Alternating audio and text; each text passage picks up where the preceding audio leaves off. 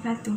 Kami dari kelompok 6 ingin mempresentasikan tentang komunikasi pemasaran terpadu. Sebelumnya, di sini saya akan memperkenalkan anggota kelompok terlebih dahulu. Yang pertama ada Siti Ernawati sebagai pemateri pertama. Yang kedua ada saya sendiri Nimas Ambika Ginasti sebagai pemateri kedua. Dan yang terakhir ada Putri Rismayati sebagai pemateri ketiga. Nah, untuk materi yang pertama akan dibacakan oleh rekan saya Siti Ernawati.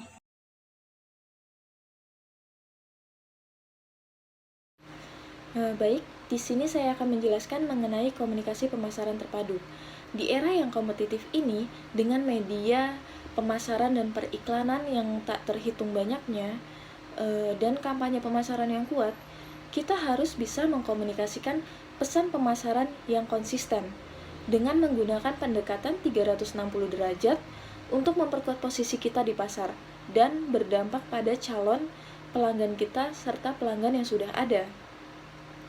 Komunikasi pemasaran terpadu adalah sebuah proses perencanaan marketing komunikasi yang memperkenalkan konsep perencanaan komprehensif untuk mengevaluasi peranan strategis dari berbagai elemen komunikasi pemasaran seperti public relation, advertising, direct selling, sales promotion, dan interactive marketing untuk memberikan kejelasan konsistensi serta pengaruh komunikasi yang maksimum.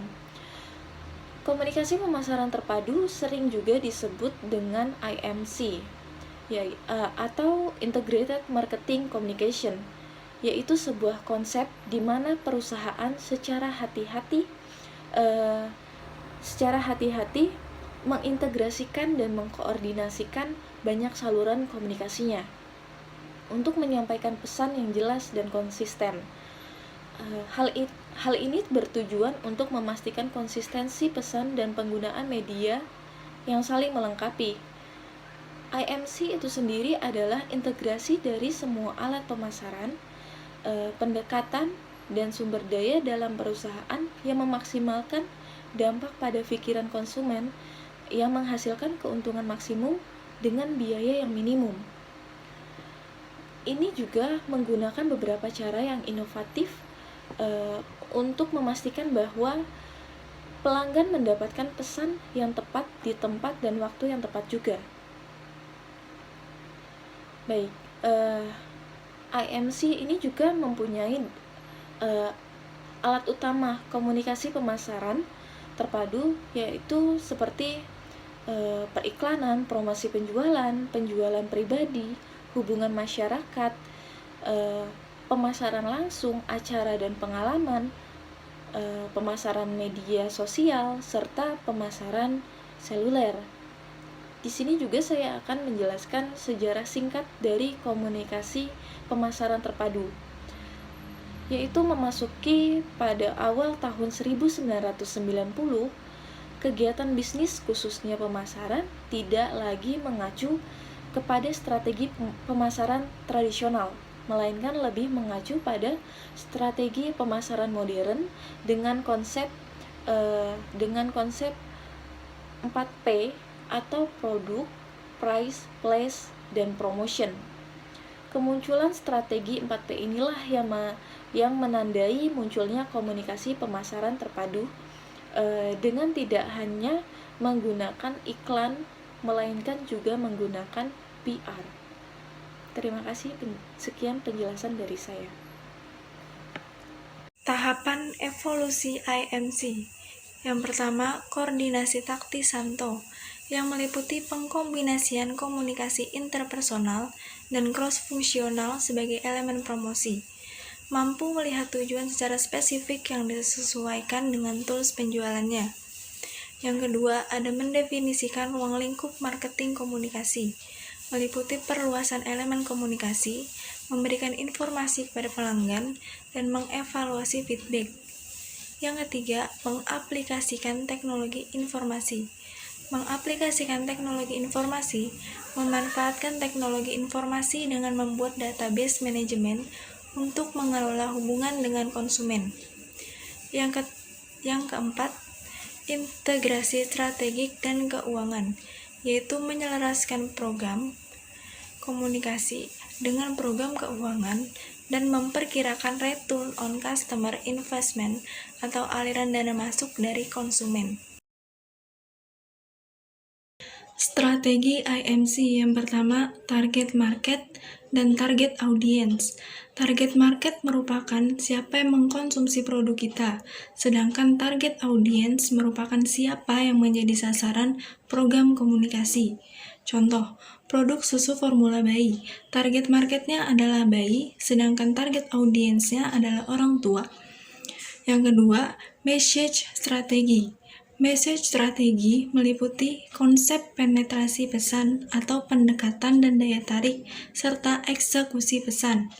Yang ketiga, media strategi. Media strategi meliputi kombinasi penggunaan media massa, interpersonal, dan interaktif.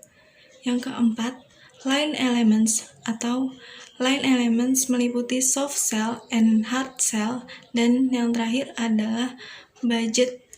Budget adalah perkiraan pendapatan dan pengeluaran selama periode waktu tertentu di masa depan dan biasanya disusun dan dievaluasi ulang secara berkala. Proses perencanaan IMC.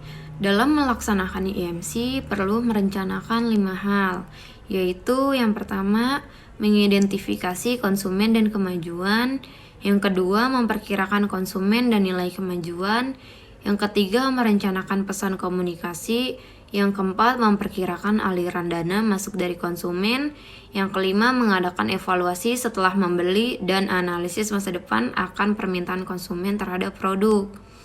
Ada juga proses mengelola IMC dan 7 langkah yang diperlukan untuk mencapai hasil yang maksimal dalam komunikasi pemasaran terpadu, yaitu yang pertama ada review of marketing plan. Dalam tahap ini, perencana mempersiapkan data internal atau situasi organisasi dan atribut produk, serta eksternal situasi makro, target market, dan kompetitor.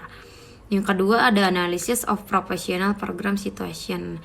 Dalam tahap ini, perencana menganalisis kelebihan dan kelemahan data, menemukan titik permasalahan dan mencari solusinya.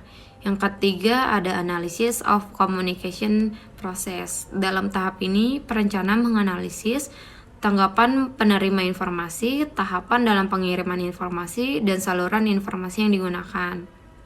Yang keempat, ada budget determination. Dalam tahap ini, perencana melakukan cara penyusunan anggaran, apakah dengan top-down modal sudah tersedia di awal, atau bottom-up melihat berapa biaya yang dibutuhkan dalam penyusunan rencana dan bagaimana pengalokasiannya. Yang kelima ada develop IMC program. Perencana mengembangkan program komunikasi pemasaran yang akan ditempuh. Yang keenam ada integrate and implement IMC strategies. Perencana menggunakan kombinasi strategi marketing mix, memproduksi iklan, membeli media time dan space, serta melaksanakan desain yang telah ditetapkan sesuai dengan program yang ditempuh. Yang ketujuh ada monitor, evaluate, and control IMC program. Dalam tahap ini mengevaluasi hasil kinerja apakah sudah efektif atau belum, dan melihat apakah taktik yang ditempuh sesuai dengan strategi yang diambil.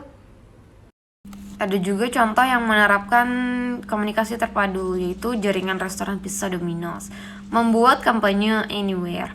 Untuk membantu orang memesan makanan dengan cara yang lebih nyaman, hal ini memungkinkan pelanggan untuk memesan pizza dengan televisi pintar, tweet, teks, atau jam tangan pintar. Ide itu dimungkinkan karena 2 tahun sebelum Anywhere, profil Pizza Domino didirikan, yang menyimpan informasi pembayaran pelanggan, alamat, dan pemesanan mudah. Pesanan mudah adalah pesanan makanan favorit pelanggan yang mencakup unsur-unsur seperti metode pembayaran yang disukai, jenis pesanan atau pengiriman, serta angkut dan alamat atau toko favorit. Ini dengan sangat cerdas menggunakan komponen IMC yang berbeda seperti kampanye televisi nasional, siaran pers, dan pemasaran online untuk menarik pelanggan ke situs webnya Anywhere, di mana mereka dapat belajar tentang cara-cara baru untuk memesan. Hal ini mengakibatkan situs mendapatkan 500.000 lebih banyak kunjungan, menghasilkan 10,5% pertumbuhan penjualan dari tahun ke tahun dan membuat Domino mencapai tujuannya, agar setengah dari semua pesanan dibuat secara digital. Dan contoh utama ini menunjukkan bahwa komponen IMC jika digunakan secara ekstensif dan optimal akan sangat bermanfaat bagi proposisi perusahaan. Terima kasih, bagi saya itu saja. Wassalamualaikum warahmatullahi wabarakatuh.